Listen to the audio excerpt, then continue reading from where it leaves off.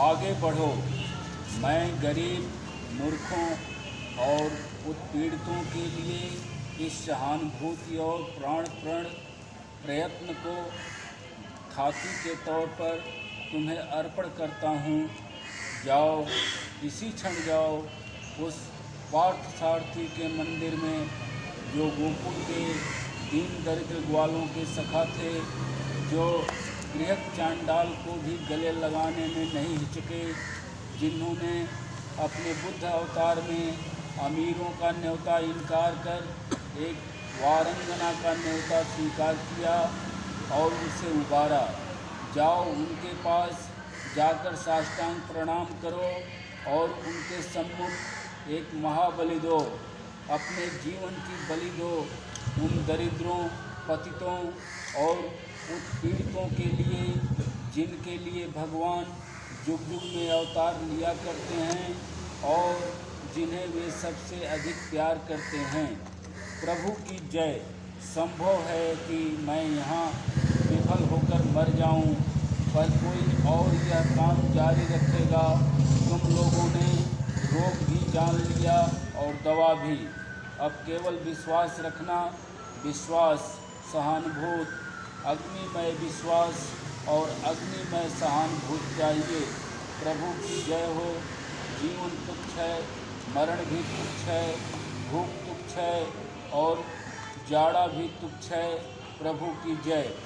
आगे बढ़ते रहो। प्रभु हमारे नायक हैं। पीछे मत देखो, कौन गिरा इसकी खबर मत लो, आगे बढ़ो। कल स्त्री कैद खाने की व्यवस्थापिका श्रीमती जॉनसन महोदया यहाँ पधारी थी। यहाँ कैद खाना नहीं कहते, परंतु इनको सुधारशाला कहते हैं। मैंने अमेरिका में जो बातें देखी हैं, उनमें यह एक बड़ी आश्चर्यजनक बात है। कैदियों से कैसा सहृदय व्यवहार किया जाता है, कैसे उनका चरित्र सुधारा जाता है और वे लौटकर फिर कैसे समाज के आवश्यक अंग बन जाते हैं। ये सब बातें इतनी अद्भुत और सुंदर है कि तुम्हें बिना देखे विश्वास नहीं होगा। यह सब देखकर जब मैंने अपने देश की दशा सोची तो मेरे प्राण बेचैन हो गए। भारतवर्ष में हम लोग गरीबों को, साधारण लोगों को, पतितों को क्या समझा करते हैं। उनके लिए न कोई उपाय है, न बचने की राह और न उन्नति के लिए कोई मार्ग ही। भारत के दरिद्रों का, भारत के पतितों का, भारत के पापियों का कोई साथी नहीं। उन्हें कोई सहायता देने वाला नहीं। वे कितनी ही कोशिश क्यों न करें, उनकी उन्नति का कोई उपाय नहीं। वे दिन पर दिन डूबते जा रहे हैं। राक्षस जैसा निसंग समाज उन पर जो लगातार चोटें कर रहा है, उसका अनुभव तो वे खूब कर रहे हैं, पर वे जानते नहीं कि वे चोटें कहाँ से आ रही हैं। वे भूल गए हैं कि वे मनुष्य हैं।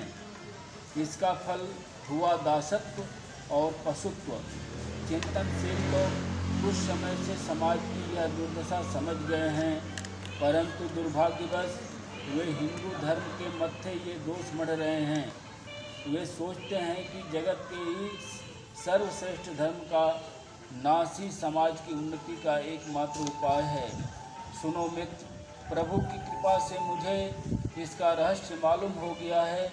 दोष धर्म का नहीं, इसके विपरीत तुम्हारा धर्म तो तुम्हें यही सिखाता है कि संसार भर के सभी प्राणी तुम्हारी ही आत्मा के विविध रूप हैं। समाज की इस हीनावस्था का कारण है इस तत्व को व्यवहारिक आचरण में लाने का अभाव, सहानुभूति का अभाव, हृदय का अभाव। भगवान तुम्हारे पास बुद्ध रूप में आए और तुम्हें गरीबों, दुखियों और पापियों के लिए आंसू बहाना और उनसे सहानुभूति करना सिखाया, परंतु तुमने उनकी बात पर ध्यान नहीं दिया। तुम्हारे पुरोहितों ने यह भयानक किस्सा गढ़ा कि भगवान भ्रांत मत का प्रचार कर असुरों को मोहित करने आए थे। सच है, पर असुर हैं हम ही लोग, न कि वे जिन्होंने विश्वास किया। और जिस तरह यहूदी लोग प्रभु ईसा का निषेध कर आज सारी दुनिया में सताए और दुत्कारे जाकर भीख मांगते हुए फिर रहे हैं, उसी तरह तुम लोग भी जो भी जात चाहती है उसी के गुलाम बन रहे हो।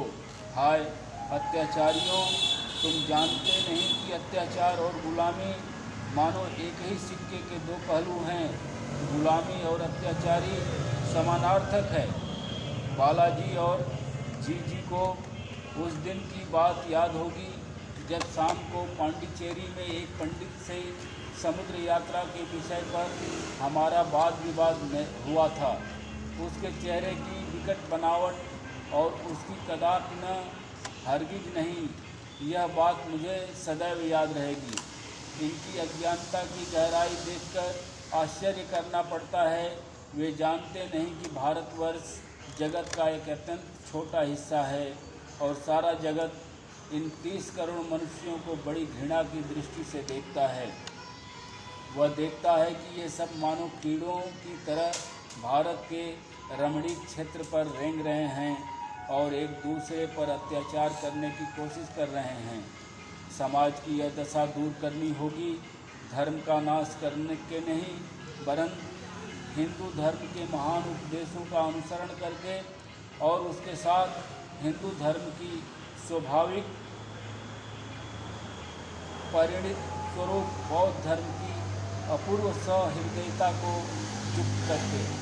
लाखों स्त्री पुरुष पवित्रता के अग्नि मंत्र से दीक्षित होकर भगवान के प्रति अटल विश्वास से शक्तिमान बनकर और गरीबों, पतितों और पद दलितों के प्रति सहानुभूति से सिंह के समान साहसी बनकर इस संपूर्ण भारत देश में सर्वत्र उद्धार के संदेश का, सेवा के संदेश का, सामाजिक उत्थान के संदेश का, समानता के संदेश का प्रचार करते हुए विचरण करेंगे। पृथ्वी पर ऐसा कोई धर्म नहीं जो हिंदू धर्म के समान इतने उच्च स्वर से मानवता के गौरव का उपदेश करता हो, और पृथ्वी पर ऐसा कोई धर्म नहीं है जो हिंदू धर्म के समान गरीबों और निम्न जाति वालों का गला ऐसी क्रूरता से घोटता हो। प्रभु ने मुझे दिखा दिया है कि इसमें धर्म का कोई दोष नहीं है, वरन दोष उनका है जो ढोंगी और दंभी हैं, जो पारमार्थिक और व्यवहारिक सिद्धांतों के रूप में अनेक प्रकार के अत्याचार के अस्त्र निर्माण करते हैं। हताश न होना, याद रखना कि भगवान गीता में कह रहे हैं, तुम्हारा अधिकार कर्म में है, फल में नहीं। कमर बांधो वत्स, प्रभु ने मुझे इसी काम के लिए बुलाया है। जीवन भर मैं अनेक कष्ट उठाता आया हूँ। मैंने प्राण प्रिय आत्मियों को एक प्रकार का अनाहार मरते देखा है। लोगों ने मेरी हंसी और अवज्ञा की है और मुझे कपटी कहा है। मद्रास के बहुत से लोग अब भी मुझे ऐसा समझते हैं, और ये सब वही लोग हैं जिन पर सहानुभूति करने से मुझे यह फल मिला। वत्स, यह संसार दुख का आगार तो है, और यही महापुरुषों के लिए शिक्षालय स्वरूप है। इस दुख से ही सहानुभूति, सहिष्णुता और सर्वोपरि उस अदम्य दृढ़ इच्छा शक्ति का विकास होता है जिसके बल से मनुष्य सारे जगत के चूर चूर हो जाने पर भी रत्ती भर नहीं हिलता। मुझे उन लोगों के लिए दुख होता है जो मुझे कपटी समझते हैं। वे दोषी नहीं हैं, वे बालक हैं, निरे बच्चे हैं।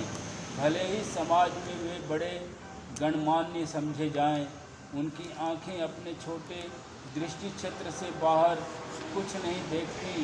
उनके नियमित कार्य केवल खान पान, अर्थोपार्जन और वंश वृद्धि ही है, और ये सब कार्य वे घड़ी के कांटे की तरह नियमित रूप से किए जाते हैं। किसी के सिवा उन्हें और कुछ नहीं सूझता। आह, कैसी सुखी है ये बेचारे। उनकी नींद किसी तरह टूटती ही नहीं।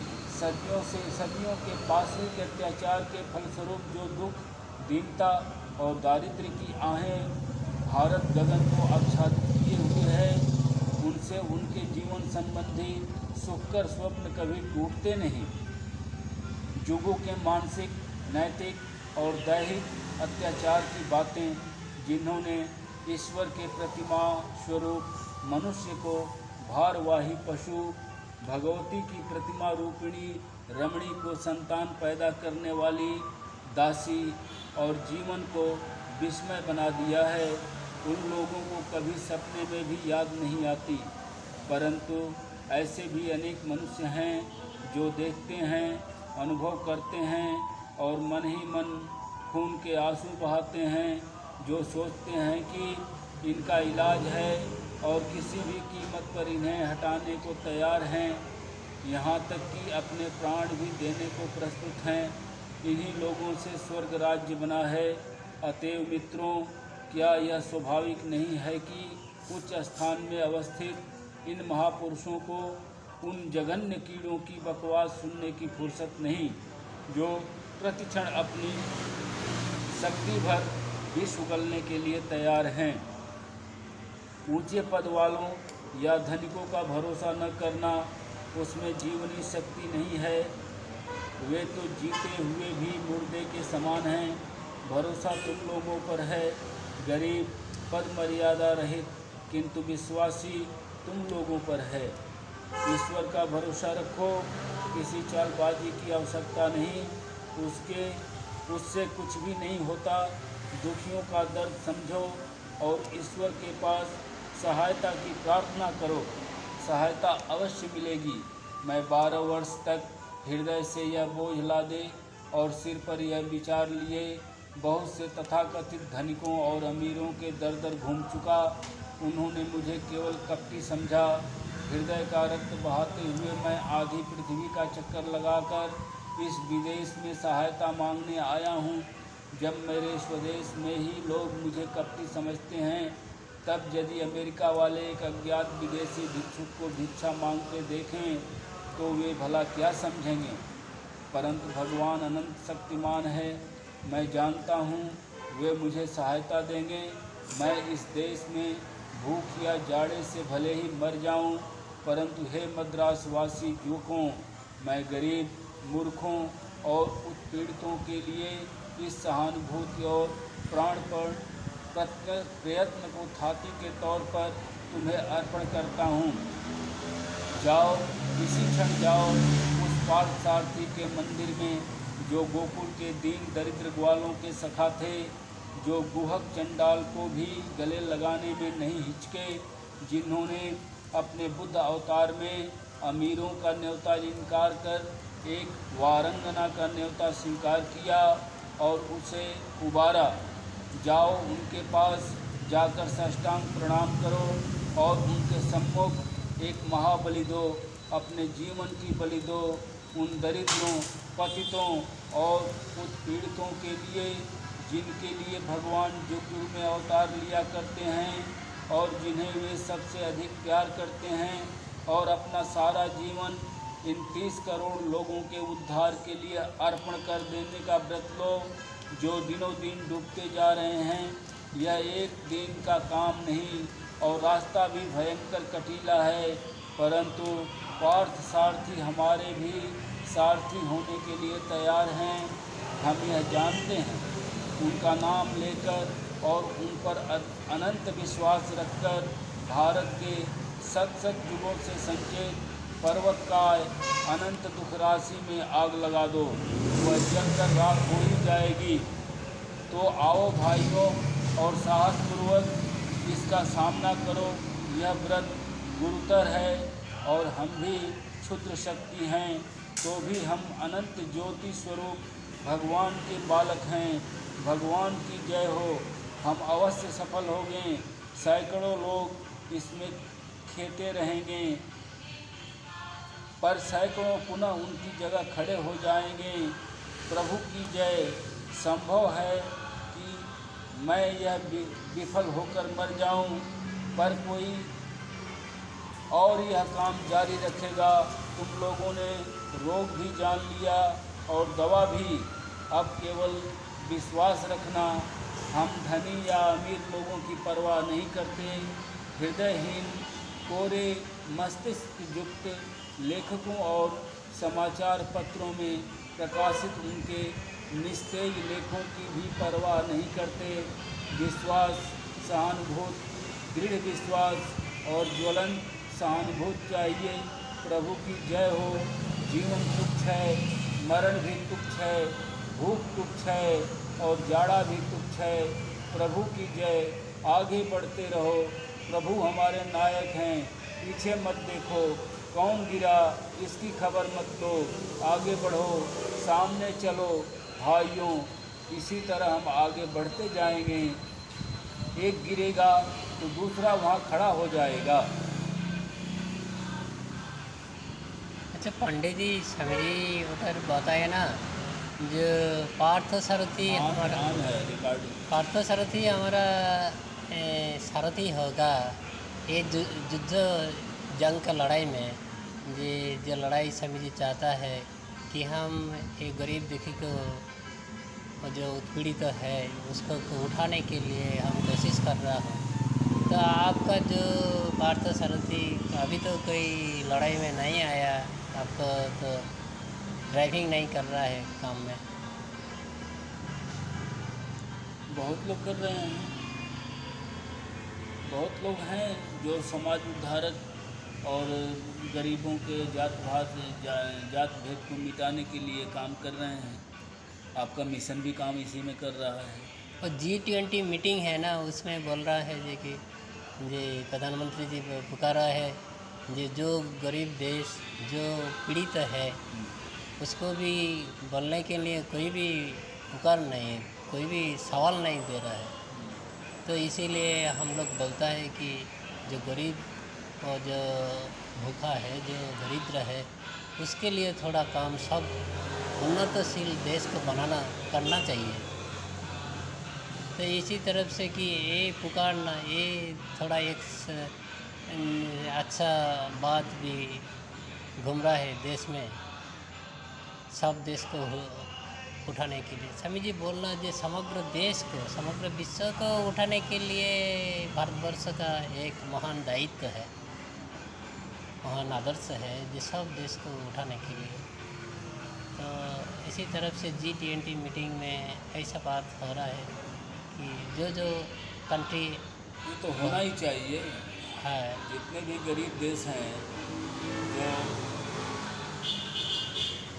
बहुत गरीब हैं, अन्न नहीं है खाने के लिए, उनके पास साधन नहीं है, तो लेकिन उनको उठाने के बदले तो वहाँ जितने धनी देश हैं वहाँ जा कर के अपना बिजनेस फैलाते हैं, उनको लूटते हैं। उल्टा ही काम होता है। भारत में भी यही हो रहा था पहले से, हैं, इस देश को लूटने के लिए। है दक्षिण अफ्रीका में, उगांडा में अभी तो बहुत दरिद्र है। अभी पहले तो किसी का एक साइकिल भी रहेगा तो बाईसाइकिल भी रहेगा तो समझता है कि वो कुछ भी काम है, ऑफिस में काम है। हाँ, बाईसाइकिल भी रहेगा तो पहले तो उनको शिक्षित करना पड़ेगा।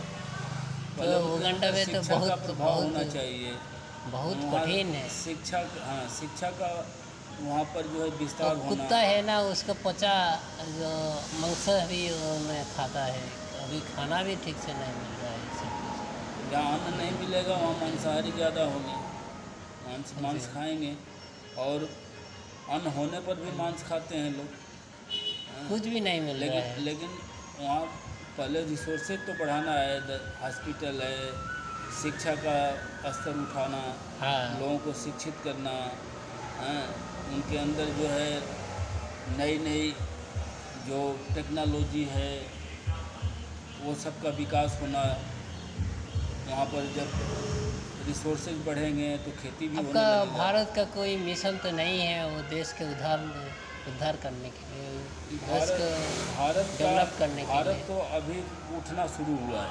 अगर सही अर्थ में बोला जाए तो भारत अभी उठना शुरू हुआ है।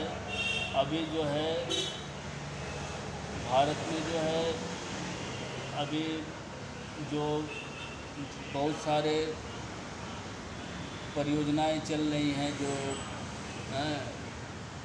कि भारत के मेक इन इंडिया के अंतर्गत, आत्मनिर्भर भारत के अंतर्गत। तो जब तक आत्मनिर्भरता नहीं रहेगी हम दूसरे को कैसे सहायता करेंगे। हमारी तो जनसंख्या बहुत बड़ी है, चाइना के लगभग बराबर है, और भू क्षेत्रफल जो है उतना बड़ा नहीं है, रिसोर्सेज हमारे यहाँ भी कम हैं। तो जितना मानवता के आधार पर सहायता हो सकती है भारत करता है गरीब देशों को, ऐसी बात नहीं है।